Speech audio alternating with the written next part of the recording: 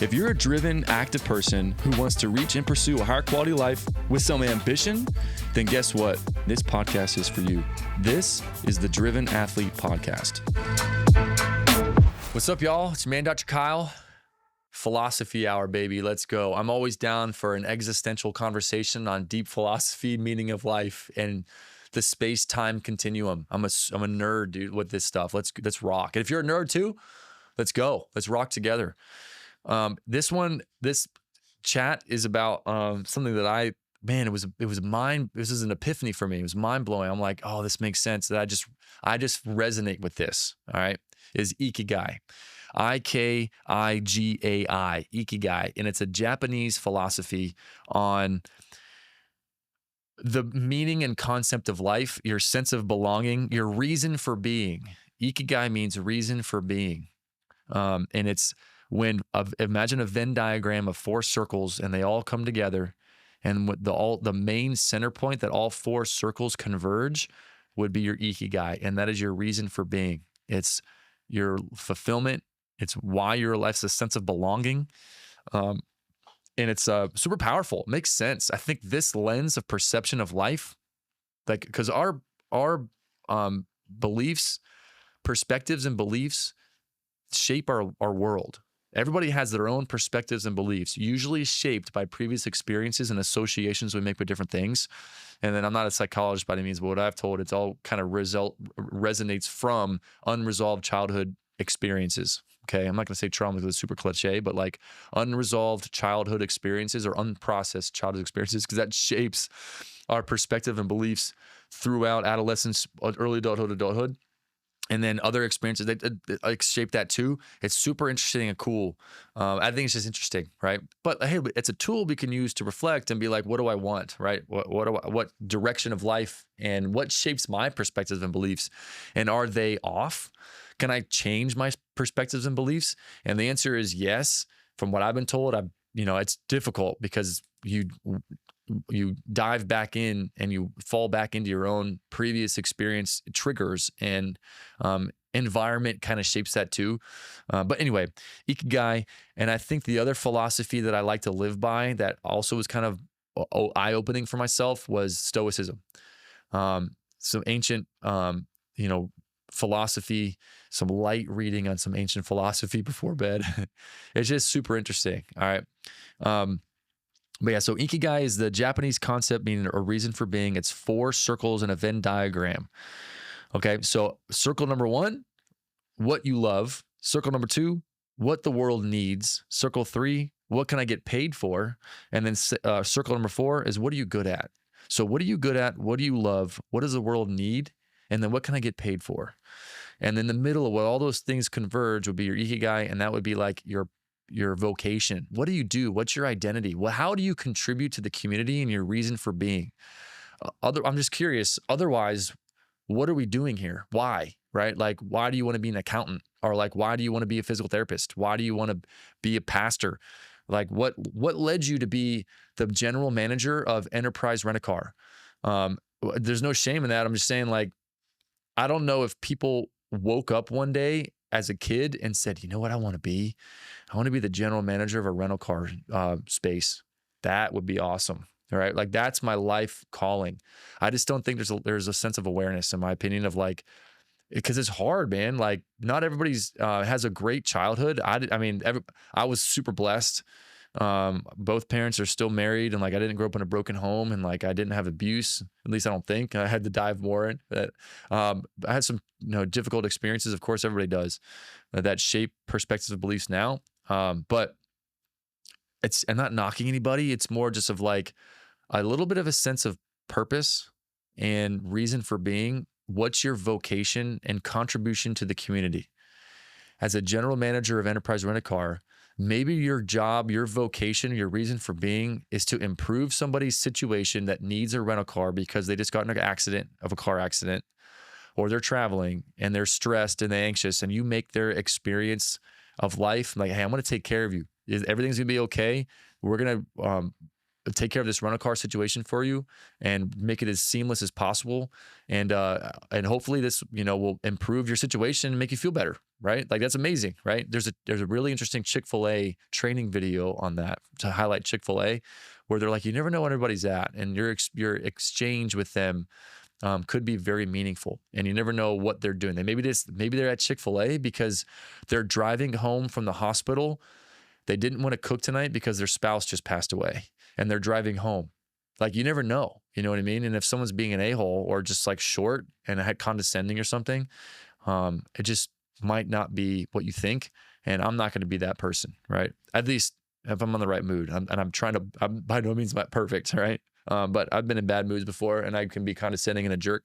But I try to be like, maybe this is not, maybe this is different, right? I can be a little bit different. I'm going to be the person. It's on me, and that's kind of the Stoicism philosophy. Who better than me to have this situation? Own that. That's one like aspect. And with ikigai too, being like, I have a meaningless job. It's mundane. It's menial. Like, and there's just a little parable about like that I liked a lot. Share it. Is there's 3 stonemasons, and somebody walks up and says, "Wow, you work with stone? Like this is pretty. Like you have a chisel and a hammer. Like how did you even get into this? Like takes a lot of skill. What are you doing?" He's like, "Yeah." First stonemason's like, "I work with my hands all day on this stone, of these stones all day, every day. My hands hurt. I'm hammering away. Like this is meaningless. I just bang a stone with a hammer like all day, every day. This is all I do." Stonemason number 2, they like walk up to this person like, "Oh, that sucks," right? Another stonemason and says, "What? Like, how'd you get in this? Like, this is super skillful. Like, how does somebody just wake up and be a sculptor of hard stone with a hammer and a chisel? Like, and it looks pretty cool." Stonemason's like, "Yeah, I work with my hands. I get to be creative. I get to express my creativity in this. It's kind of cool. I am tired. I kind of wish I was indoors more because it's so hot.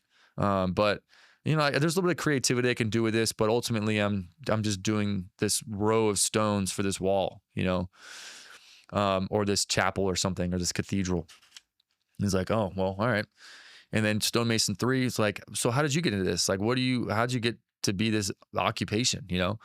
Stonemason 3 is like, "Oh, this is amazing. Like I'm a part of this huge cathedral, and this stone is going to last like hundreds of years.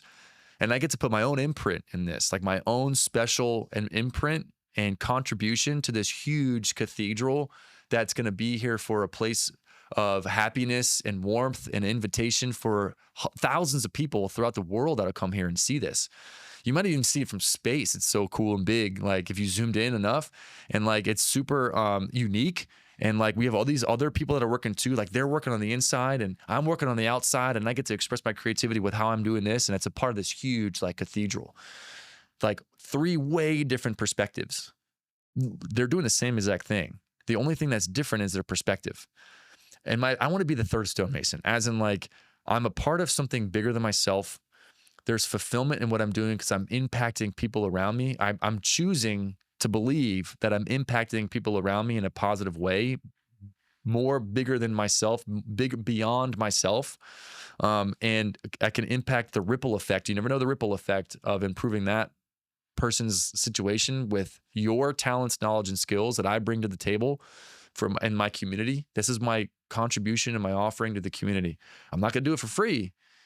You actually get better results when people pay, because there's more skin in the game and more meaning behind them seeing you and your services versus having it for free. I have another philosophy on that too. But like it's not free. But when I see you, I'm going to do my best. I'm going to do everything I can to make you better for what is it that you want. I'm gonna deliver the results as best as I can. I got you. Like I'm gonna do the best I can. I'm gonna roll up my sleeves, critically think. I'm not gonna give a mediocre half job. I'm gonna dive in and try hard. All my talents, knowledge, skills, and experience that I can bring to the table to help you, because I know this is gonna be impactful in your life. I'm gonna change your life. I love saying that to people. Like I'm not faking it. Like people come in and they're like, I have a shoulder thing going on. And I'm like, oh, we're going to fix this. We can fix that. And then we're going to get you in some fitness programming stuff that we like to do to help wean people before they go on their own thing and see other outside professionals if they like. We can hold your hand. Like this is going to be a way different life trajectory. And then you're gonna be able to play with your family and your kids, your spouse, and then you can show them some cool stuff. And maybe you all can work out together. Maybe you can have family workouts together when you go eventually on your own. Like this is gonna change your life. We're gonna change your life, dude. Like this is gonna be awesome. That's the lens that I like to have. All right. I'm not lying. I'm not perfect. I'm not saying I'm an amazing person. I'm just saying, if not, then what? Then what? Let's say you don't have the perspective. Like you're the first stonemason, as in like, yeah, I don't know. I've stretched people out, like I help them fix their rotator cuff pain or their back pain. And then what? Then I just talk to the next person. There's just no passion behind that. I don't know. This is my own perspective on this, but then I was exposed to this ikigai thing and I was like, yes, that's what I think it is. This is my vocation. This is my contribution to the community. I'm going to impact the community. The world needs it. I've trained a lot and I'm good at it. And I love puzzle piecing, and I'm a nerd with like the human body of like the musculoskeletal, neuromusculoskeletal, and pain, referred pain structure, pain science. And then I can get paid for it. Like I need to make a living, you know what I'm saying? And I'm going to deliver value to the community and make the world a better place. That's what I want to do, right? And that center is the ikigai. It's interesting you break it down though. Let's say somebody has, I really love doing this and I'm good at it. And just those two components, that would be your passion. All right. Let's say you really love it and it's the world needs, right? I love it and the world needs it, but you can't exactly get paid for it. And you're not really like really good at it. You're not like an expert, like a grizzled expert in that particular field.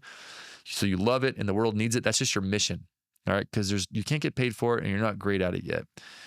What can you get paid for? And then what the world needs, that would be your job. All right. That's your occupation. Okay. That's your vocation. That's your occupation. That's what you do for work. All right.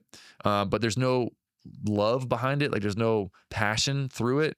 And you're not amazing at, like, you're not an expert, but you can get paid for it and the world needs it, Another one would be, if you can get paid for it and you're good at it, that would be your profession. All right. Where those two meet, that'd be your profession. But again, it's lacking a little bit of mission and, like an occupational component that the world needs a lot of it, right? I'm good at it and the world, you can get paid for it. Not necessarily it's lacking what the world needs and the love. That would be the other four descriptions of the other outside four circles when they meet together. The other interesting one is when three circles meet, but you're lacking the fourth, what you love, what you're good at, and what you're paid for, that center is satisfaction, but you feel a uselessness. All right. Because the world doesn't necessarily, you don't feel the world needs it. If it's what you love, what you need, and what you can get paid for, that center is excitement and complacency and a sense of uncertainty because you're not really, really good at it. You're not a grizzled expert in that particular field thing, right? What you can get paid for, those are the three. Those are the three. What you're good at, what you can get paid for, and what the world needs. That would be a comfortable profession, but it leaves you empty because it's not what you love. All right. So those are the four centers that have three of the four circles. You have satisfaction, but you feel useless. Sorry, you have satisfaction, but you feel useless. You're comfortable, but you feel empty. There's delight and fullness, but there's no wealth. The fourth one. I missed this one. It's what you're good at, what you love, and what the world needs. You just can't get paid for it. There's delight and fulfillment, but there's no wealth. You can't gain gainful employment from that. So that's what's missing in that one. So it's satisfaction, but feeling uselessness. There's delight and fullness, fulfillment, but you don't really gain any wealth behind it because you can't get paid for it. There's excitement and complacency, but there's a sense of uncertainty because you're not amazing at your job or your profession. There's a sense of being comfortable, but you feel empty because there's no love behind what you're doing. So like the lack of a feeling of emptiness, like the thrill or like the passion. That's what's lacking on that one. But all four circles meeting together, that's the center point, and that's called your ikigai. So the other philosophy that, I mean, part of that too would be like purposely pursuing the joy in every day, and part of that's little things, and the non-measurable and tangible things, like impacting somebody's day, um, or getting a high five moment when somebody comes in and is like, "Hey, I was able to run 3 miles and I didn't hurt." Right? It's like, okay, great. Let's get on the, let's go on the table. Let's work on some stuff. Like, that's awesome, right? Like, dude, high five. Like, let's highlight a couple weeks ago, you weren't able to really jog at all and it had pain. And now you're able to run 3 miles and have no pain. Dude, imagine like a month from now, if you continue the same trajectory, like we're going to change your life, right? That's a really cool high five moment. And we love that. That's what we live. Like, we love that stuff. And you know what? We were a part of that. So without our passion, knowledge, the fulfillment behind what we're doing, our vocation and profession, and the investment that they made with us to do, and the trust that it takes to do that, without that, they wouldn't be able to run again. Like, what are the other options? Take pain meds, injections, surgery again? I don't hate those things, but we can't be dependent on that or view that as the cure of success. We at least at some point we have to dive into the actual movement correction and compensation patterns. But anyway, hey, we were a part of that team, and we were a part of that, and this patient's life, and how much more joy and fulfillment in their life do they have now that they can get back to running like they enjoy, versus being told you can't run anymore, right? We were a part of that. That's awesome. That would be our ikigai, and that's like our purpose, purposefully living, and pursuing the joy in every day, and that'd be like the third stonemason, right? It's cool. It's fun. You can purposely pick perspectives and beliefs to direct your life, and that's what I like doing. All right, and if you're with me, let's rock. If you have conflicting opinions, I'm open to ideas. All right. Anyway, the other component of this of life philosophy is a sprinkle of Stoicism. All right. Stoicism would be like the ancient Stoics, like Seneca, Marcus Aurelius, Epictetus. Ryan Holiday, by the way, he's like the master of Stoicism modern day. He's like late 30s. He wrote several books on Stoicism. Shout out to Ryan Holiday if you're listening. It'd be cool. But I really enjoy this perspective and belief on life. Stoicism, and contrary to what people might think, it's not about being emotionally stoic, as in like you're not allowed to feel emotions. It's more about recognizing emotions and recognizing that we are in control of our emotions. We can better manage our emotions. I think the better word is management versus control. We can manage our emotions. It's okay to feel certain ways. Let's identify that feeling. And then we can identify what led to those feelings. And then we can better manage our feelings, because that leads to better life trajectory, directional clarity, and choices and decision making. Oh, I'm not going to blow up on my wife, right? Or like, I'm not going to blow up on my kids and lose my temper, right? Like, it's okay to feel angry and frustrated. What do you do with that? How do you manage it? Identify why you feel that way in the first place, and then identify what strategies can we do to manage it. All right. If not, then we're just like an emotional roller coaster that's uncontrolled, right? And that's going to not lead to clarity and decision making, and then just living a purposeful, joyful life, right? And also a lot of questions, as in like not understanding the way that you feel. Of all some of the things I've been exposed to, and mentors and professionals and stuff, some books that I've read, like, it's very interesting. There's a lot of carryover with all these experts that don't know each other, and they all say the same thing. Firstly, know thyself. Like, know yourself and manage your own emotions. If you can't manage your own emotions, then you're going to get tugged along, and it's easier to be manipulated. And then you're going to be an emotional roller coaster, and you're not going to be really in best control of your life as you could be otherwise. So emotional management, it's really what it comes down to. The other really strong component that I took away from Stoicism is like, identify the things that you can change, identify the things you cannot change, and then start taking actions on the things you can change to improve whatever situation you're in. It's not wise. It's a wisdom thing that I'm always working on, and I'm not perfect. All right. Wisdom being, I know the right answer. Can you implement upon that right answer? Knowing the answer is intellect. Taking action along the right answer and doing the thing that is the right answer is challenging. And that would be the wisdom component. And it takes a lot of emotional management to do that wisdom component. But identifying the things I can't control, and then identifying the things that I can control, and then take action on things that you can. So let's say you're driving and you're late for work or late for an appointment, like whatever, and you're stressed, like, gosh, I'm late, like whatever. Hit a train, hit a stoplight, a pedestrian tripped and fell in front of you, so to brake for them. So just like added more time, and you're frustrated, like, a train, a stoplight. You're allowed to feel frustrated. The next thing, like, and this is what I was told to do, and I love this. You're in the car, you're driving. Raise your hand in the air and verbally say out loud, I am frustrated right now because I'm late, and this train came and is making me more late, and I am feeling frustrated. Next statement, validate yourself and say, that's okay. You're allowed to feel frustrated. Take a deep breath and then say, can I actually control the fact that a train came right now? No. Can I control the fact that the light turned red? No.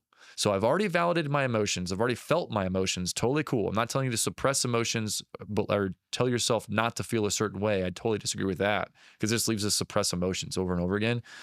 But rather identify the emotion, call out that I am feeling a certain way, and then say it's okay to feel that way. You're late. Yeah, you're frustrated. This thing happened unforeseen and you weren't expecting it to happen, and it's making you more late. Man, that is frustrating. You're allowed to feel frustrated because of this. Man, I feel better already just with that. Like, honestly, I feel like in that situation, by doing that, I feel better. Take a deep breath. Okay, let's identify what I can control in this situation. Can I control the train? No. Can I control the light? No. Can I control the pedestrian that fell in front of me? No. Can I control the traffic that's impeding my progress? No. Can I control that I could have left earlier? Yes. Could I have controlled that I got my clothes on and brushed my teeth earlier? Yes. Could I control the speed at which I just eat my breakfast? Yes. Could I control that my kids needed to go to the bathroom before I left? No. So all those things kind of add up, right? So I'm just identifying throughout the day what at the time that I'm feeling frustrated, what made me feel frustrated, and identify what I can change and what I cannot change. Why wrestle with the things that you can't control? There's no benefit to that.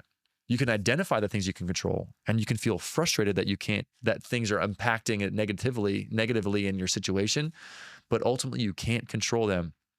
So there is no benefit to wrestling.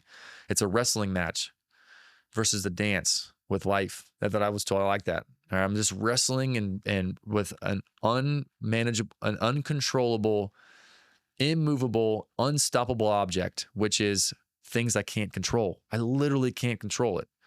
So I can't wrestle with it. I could, but I'm going to choose not to wrestle with that, and I'm going to choose not to focus on that. All I can do from this point forward is control the things I can control, which is my speed limit and my emotional state. All right. I can manage my current emotions. It's okay to feel this way. And that's why I go through stress management strategies or anxiety management strategies. It's usually anxiety. And I was told that too. But that's the only thing I can control. I can manage my emotions. Identifying usually helps. And then identifying the things I can control, helps a lot too. And then I'm going to choose from this point forward to appreciate the opportunity that I have to do X, Y, and Z, whatever. And that would be steps towards managing emotions. Imagine not living like that. And this is my own, as I'm talking to myself. Hey, Kyle, imagine not living like that. Then you're just like a small vessel in an ocean of a hurricane blowing in the wind with no direct sense of direction. And you're not in control of your own sails. That's how I envision living life, not aware of my emotional states and wrestling with things that I can't control anyway. Things I cannot control anyway. Like it's a bummer, right? And then the serenity prayer, the Stoic serenity prayer, it helped me to identify the things I can control and not control. Give me the wisdom to know the difference. And I think that has been a game changer too. And I really like that. Let me read it verbatim. This the serenity prayer. All right. Hang on one second. I don't have it memorized. Forgive me.